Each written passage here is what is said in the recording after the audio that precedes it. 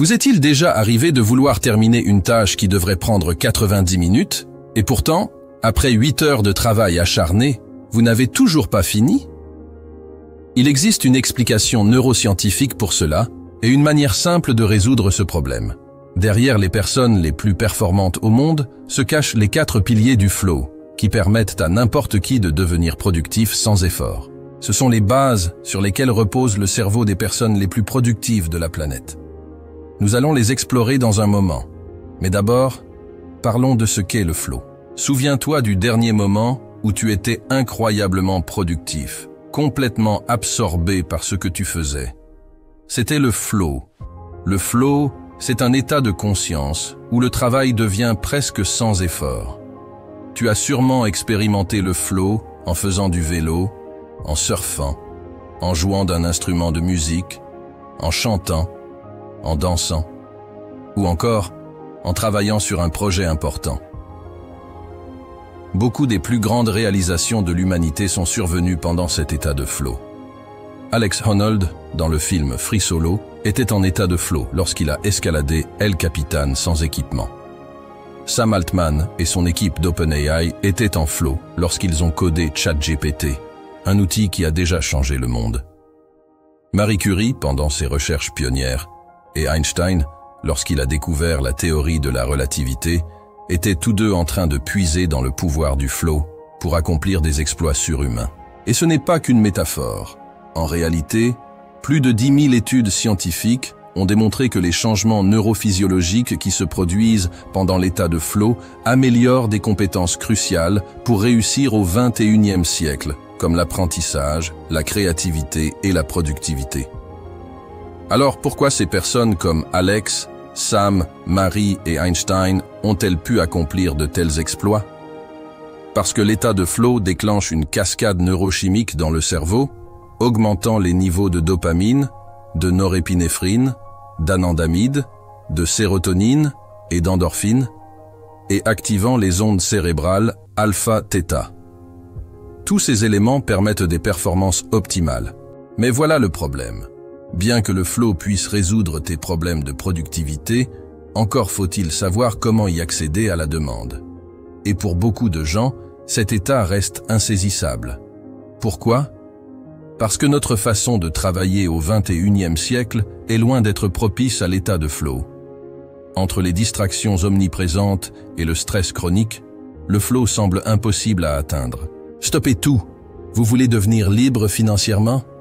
Ils sont déjà des centaines à avoir profité de cette opportunité pour générer des revenus passifs en créant des vidéos YouTube avec l'IA. Exactement comme maintenant. Si toi aussi tu veux saisir cette opportunité de business, clique dans la description, je te donne tous les secrets pour te lancer, c'est 100% gratuit, mais les places sont limitées. Donc fais vite. Reprenons notre vidéo avec le premier pilier, les bloqueurs du flow. Pour accéder à l'état de flow, il est essentiel d'identifier et de supprimer les éléments qui empêchent cet état de concentration intense. Comme un marathonien qui doit s'assurer de ne pas avoir de blessures avant une course, nous devons d'abord examiner les obstacles qui bloquent notre capacité à entrer dans le flow. Ces obstacles sont omniprésents dans notre quotidien, et notre cerveau, bien que naturellement conçu pour entrer en flow, est souvent entravé par des habitudes et des distractions modernes. Un exemple frappant est ce que la majorité d'entre nous fait dès les premières minutes après le réveil.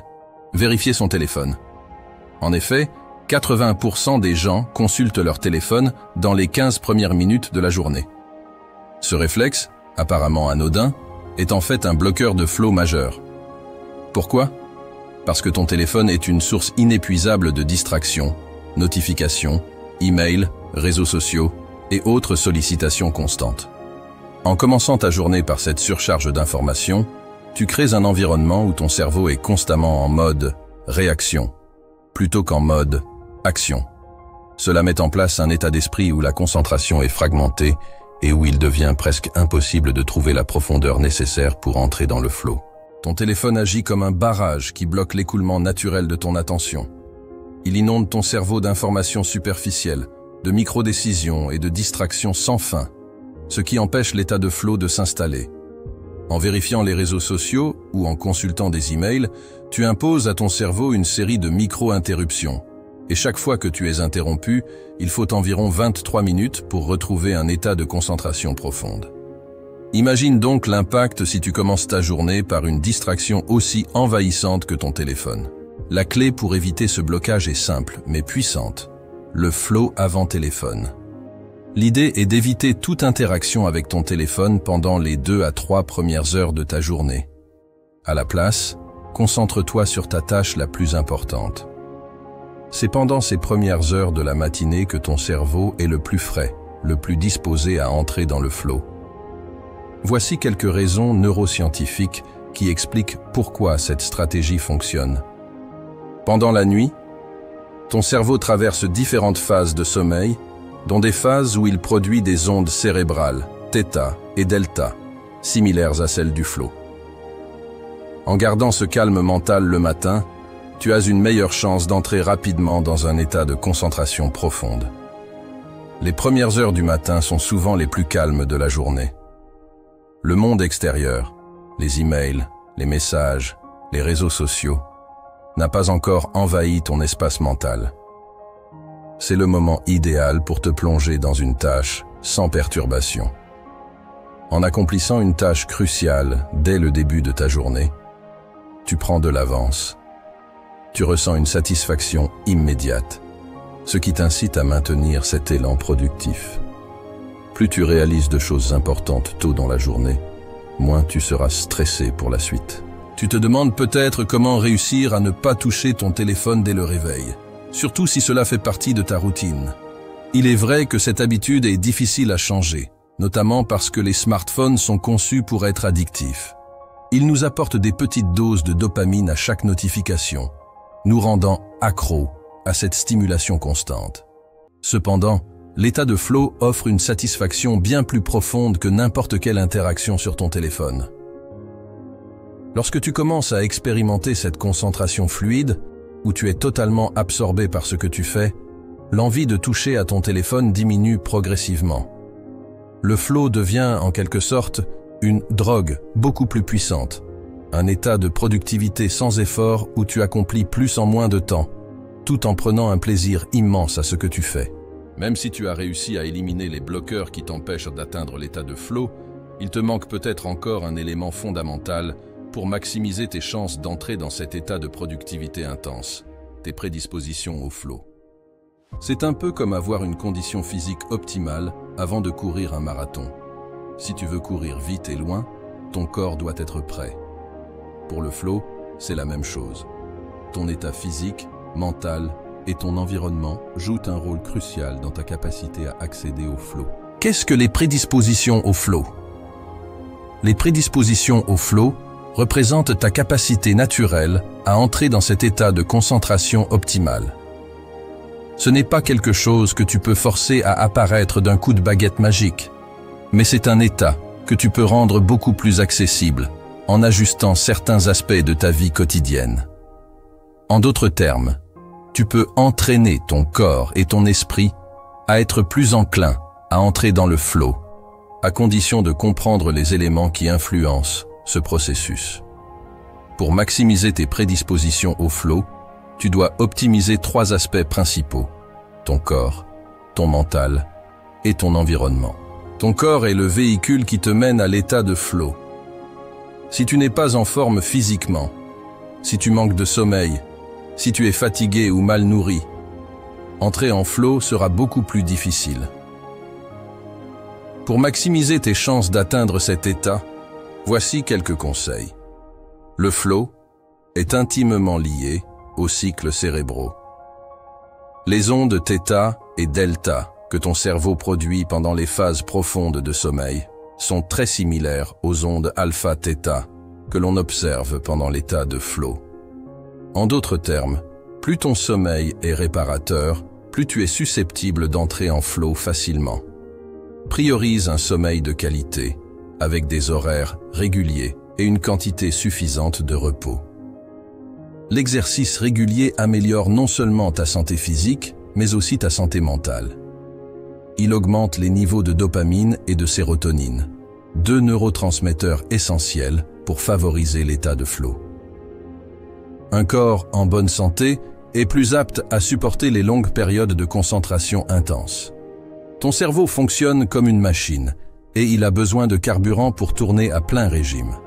Une alimentation équilibrée, riche en nutriments, en acides gras oméga 3 et pauvre en sucre, te permettra d'accéder plus facilement à des états de concentration profonde. Le mental est l'un des aspects les plus délicats à maîtriser, car il est constamment sollicité et exposé au stress. Pourtant, un mental apaisé et bien conditionné est essentiel pour que le flow puisse s'installer. Voici quelques façons de l'améliorer. Il a été prouvé que le cerveau est le plus enclin à entrer en flow au début de la journée, lorsque les niveaux de stress sont bas et que l'esprit est encore frais. Un conseil simple, mais extrêmement puissant, est de commencer à travailler dans les 90 secondes suivant ton réveil. Cela peut paraître extrême, mais c'est une méthode efficace pour exploiter au mieux les premières heures de la journée, période où le cerveau est naturellement plus propice au flow. Pourquoi ? Parce que ton esprit est encore dans un état similaire aux ondes alpha-theta de l'état de flow, ce qui te permet de plonger rapidement dans une tâche sans être distrait. Le stress est l'ennemi du flow. Apprends à le gérer grâce à des techniques comme la méditation, la respiration profonde ou la cohérence cardiaque. Ces pratiques aident à abaisser les niveaux de cortisol, une hormone qui empêche l'accès au flow. En réduisant le stress, tu crées un terrain mental propice à la concentration maximale. La méditation, en particulier, peut être une arme puissante pour améliorer ton aptitude à entrer en flow. Elle permet de développer ton attention et ta conscience du moment présent, deux qualités essentielles pour se concentrer intensément sur une tâche. En méditant régulièrement, tu entraînes ton esprit à rester concentré plus longtemps, même dans des conditions de stress ou de distraction. Enfin, l'environnement dans lequel tu travailles joue un rôle essentiel pour favoriser ou, au contraire, bloquer l'état de flow. Un environnement mal adapté, rempli de distractions, te condamne à des interruptions incessantes qui rendent l'entrée dans le flow pratiquement impossible. Voici comment ajuster ton environnement pour maximiser tes chances. Un environnement désordonné crée un désordre mental. Plus ton espace de travail est épuré et organisé, plus tu pourras te concentrer. Élimine tout ce qui n'est pas nécessaire et garde uniquement les outils dont tu as besoin pour accomplir ta tâche. Désactive toutes les notifications qui peuvent te distraire, que ce soit sur ton téléphone ou sur ton ordinateur. Chaque ping, chaque vibration est une invitation à sortir de ta bulle de concentration. Mets ton téléphone en mode avion, utilise des outils comme les bloqueurs de sites pour éviter d'être distrait par les réseaux sociaux ou les emails. Certaines personnes trouvent que la musique ou des sons ambiants spécifiques peuvent les aider à entrer plus facilement en flow. Des études montrent que des sons comme le bruit blanc, les bruits de la nature ou encore des morceaux de musique instrumentale peuvent favoriser la concentration. Trouve ce qui fonctionne le mieux pour toi et crée un environnement sonore qui te permet de rester focalisé. Maintenant que tu as éliminé les bloqueurs et que tu as optimisé tes prédispositions au flow, il est temps de t'intéresser aux déclencheurs du flow. Ce sont des conditions précises et mesurables qui nous plongent instantanément dans cet état de concentration optimale où tout semble fluide et où le temps semble disparaître. Le psychologue Mihaly Csikszentmihalyi, dans les années 60, a été le pionnier du concept de flow. Il a découvert plusieurs déclencheurs qui facilitent l'accès à cet état et depuis, des chercheurs comme Steven Kotler ont continué d'élargir ces découvertes. Le premier déclencheur du flow est d'avoir des objectifs clairs. Lorsque tu sais exactement ce que tu veux accomplir, ton esprit peut se concentrer entièrement sur la tâche à accomplir sans être distrait par des questions ou des doutes. Des objectifs clairs te permettent de canaliser ton énergie et ton attention de manière précise, te rapprochant ainsi plus rapidement du flow. Cela ne veut pas dire que tu dois avoir un objectif complexe ou à long terme. En réalité, il est préférable d'avoir des objectifs simples et immédiats que tu peux suivre pas à pas. Si tu peux découper ton travail en plusieurs étapes concrètes, chacune avec un résultat précis à atteindre, tu pourras entrer en flow plus facilement. Exemple, imaginons que tu travailles sur un projet créatif, comme écrire un livre. Au lieu de te concentrer sur la tâche monumentale de terminer le livre, Un objectif clair pourrait être écrire 500 mots d'un chapitre spécifique. Cet objectif est tangible, mesurable et atteignable dans un laps de temps raisonnable. Le deuxième déclencheur est d'avoir un retour d'information immédiat. Cela signifie que tu dois être en mesure de recevoir un feedback constant sur tes actions et tes progrès. Ce retour d'information te permet de savoir si tu es sur la bonne voie et t'aide à ajuster tes efforts en temps réel. Le feedback peut venir de différentes sources. Dans certains cas, il provient directement de l'activité elle-même. Par exemple, si tu joues d'un instrument de musique, le son que tu produis est un retour direct qui te dit si tu joues correctement ou non. Si tu travailles sur un projet professionnel, le feedback peut provenir de tes collègues, de tes résultats immédiats ou même de tes propres observations. Le retour d'information immédiat te garde engagé et concentré, car il te permet de voir rapidement les conséquences de tes actions. Cela crée un cycle continu de motivation et d'amélioration, te propulsant plus profondément dans l'état de flow. Prenons l'exemple d'un sportif qui pratique la course. À chaque foulée, il ressent son corps se déplacer, mesure la distance parcourue et ajuste son rythme en fonction de son souffle et de sa fatigue. Ce feedback immédiat lui permet d'ajuster son effort en temps réel pour rester performant sans s'épuiser trop rapidement. Le troisième déclencheur essentiel du flow est l'équilibre entre défi et compétence. Pour entrer en flow, l'activité que tu réalises doit se situer à un niveau légèrement supérieur à tes compétences actuelles. Selon les recherches, cet écart optimal est d'environ 4% au-dessus de ton niveau de compétence actuelle. Si l'activité est trop facile, tu risques de t'ennuyer, ce qui bloque l'accès au flow. Si elle est trop difficile, tu risques de te sentir anxieux ou dépassé, ce qui, encore une fois, te tiendra à l'écart de cet état optimal. L'idée est de trouver un sweet spot, un juste milieu où le défi est suffisamment grand pour te pousser à t'améliorer, mais pas si grand qu'il devient accablant. L'un des moyens les plus efficaces de maintenir cet équilibre est d'ajuster constamment la difficulté des tâches en fonction de tes progrès. Au fur et à mesure que tes compétences augmentent, tu dois chercher des défis légèrement plus élevés pour maintenir ton engagement et ton intérêt. Si tu apprends à jouer d'un instrument de musique, commencer par jouer des morceaux trop simples deviendra rapidement ennuyeux. Mais si tu choisis des morceaux légèrement plus difficiles à mesure que tu progresses, tu vas rester engagé et concentré, car chaque petite victoire te rapproche du prochain niveau de compétence. Le dernier pilier du flow, et l'un des plus sous-estimés, est le cycle du flow. Beaucoup de gens pensent que le flow est simplement un interrupteur que l'on peut allumer ou éteindre à volonté. En réalité, il s'agit d'un processus cyclique qui se déroule en 4 phases distinctes. Chacune de ces phases est essentielle pour entrer en état de flow et, plus importante encore, pour y rester régulièrement. Ce cycle est fondamental pour comprendre comment les personnes les plus productives au monde fonctionnent et parviennent à accomplir des performances incroyables de manière répétée. Voyons en détail ces 4 étapes clés. La première phase du cycle du flow est la lutte. C'est la phase où tu te retrouves face à une tâche complexe, difficile, souvent accompagnée de frustration et de stress. C'est la partie du cycle où ton cerveau se bat pour résoudre un problème ou accomplir une tâche. Le niveau de cortisol, l'hormone du stress, augmente, ce qui te pousse à te sentir mal à l'aise et à chercher des distractions. Beaucoup de personnes ont tendance à éviter ou abandonner à ce stade, car cette phase est la plus inconfortable. C'est là que se produit l'erreur la plus fréquente. Au lieu de persister et de dépasser cette lutte initiale, on s'éloigne, cherchant à soulager ce stress avec des distractions comme les réseaux sociaux, les emails ou toute autre tâche plus facile. Cependant, cette lutte est nécessaire. C'est une préparation indispensable pour accéder à l'état de flow. Il s'agit de la phase où tu charges ton cerveau de la tâche à accomplir.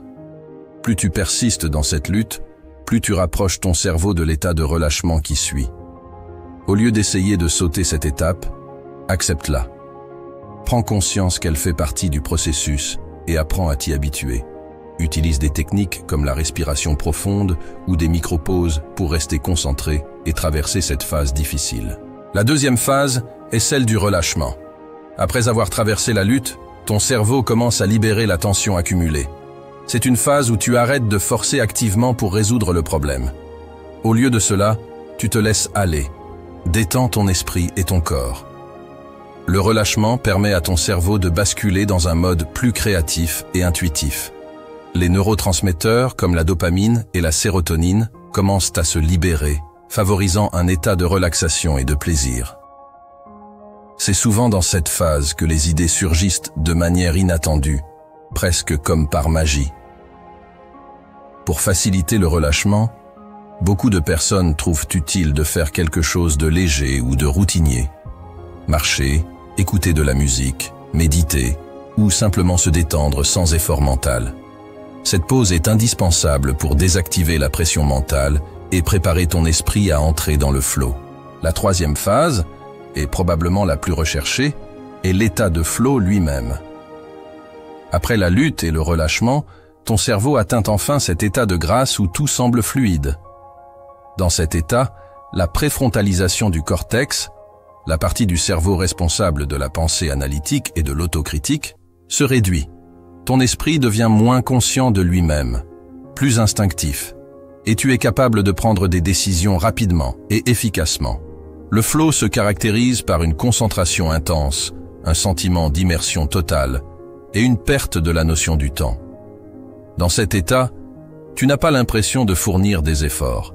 Le travail devient presque sans effort et tes performances atteignent des niveaux exceptionnellement élevés.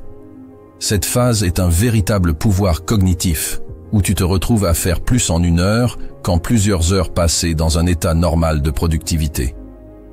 Ce n'est pas un hasard si les plus grandes réalisations humaines, des découvertes scientifiques aux exploits sportifs, ont été réalisées dans cet état de flow. Après le flow, vient la phase de récupération, qui est souvent négligée, mais tout aussi essentielle que les autres. Lorsque tu as été en flow, ton cerveau a consommé une grande quantité de neurotransmetteurs comme la dopamine, la sérotonine et les endorphines. Il est donc crucial de laisser à ton esprit et à ton corps le temps de se régénérer. La récupération peut se manifester sous forme de fatigue mentale ou physique. C'est un moment où tu dois prendre soin de toi, te reposer et permettre à ton cerveau de recharger ses réserves. Négliger cette phase peut te mener à l'épuisement, ce qui rendra plus difficile l'accès à de futurs états de flow. Astuce pratique. Prends du temps pour récupérer après chaque session de flow.